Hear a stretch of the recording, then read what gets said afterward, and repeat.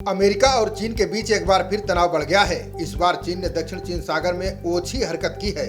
चीनी युद्धपोत दक्षिण चीन सागर के उस इलाके में पहुंच गए जहां अमेरिका और फिलीपींस नौसैनिक अभ्यास कर रहे थे।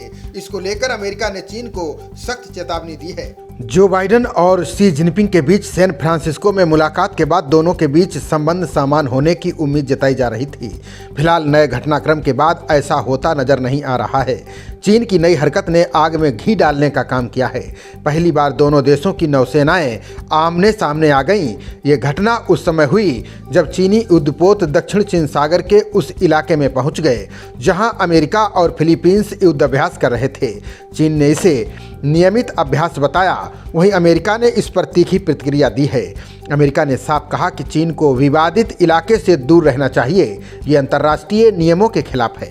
बता दें कि आमतौर पर विदेशी युद्धपोत उन इलाकों से दूर रहते हैं जहां दूसरे देश युद्धाभ्यास करते हैं। इस बार चीन ने इन नियमों को तोड़कर दादागिरी दिखाई है।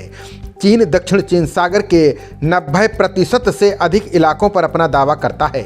वहीं चीन के इस दावे को फिलीपींस, ब्रुनोई, मलेशिया और वियतनाम नहीं मानते हैं।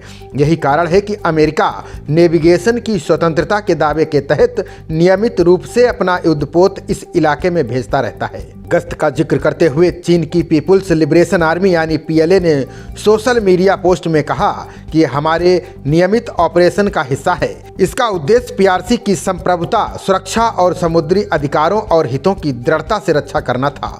PLA ने कहा कि उनकी सेनाएं हाई अलर्ट पर हैं।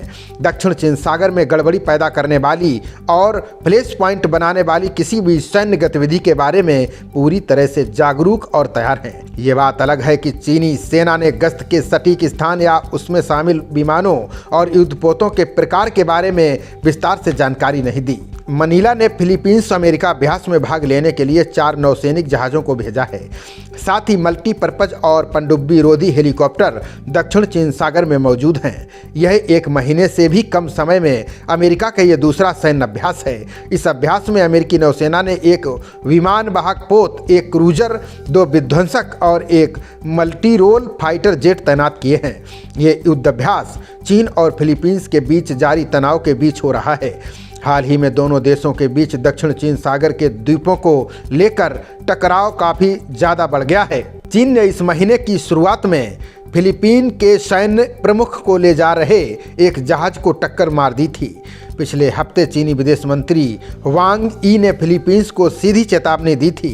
चीन की इस धमकी के बाद अमेरिकी विदेश मंत्री ने फिलीपींस विदेश मंत्री एनरिक मनालो के साथ द्विपक्षीय संबंधों को मजबूत करने पर चर्चा की।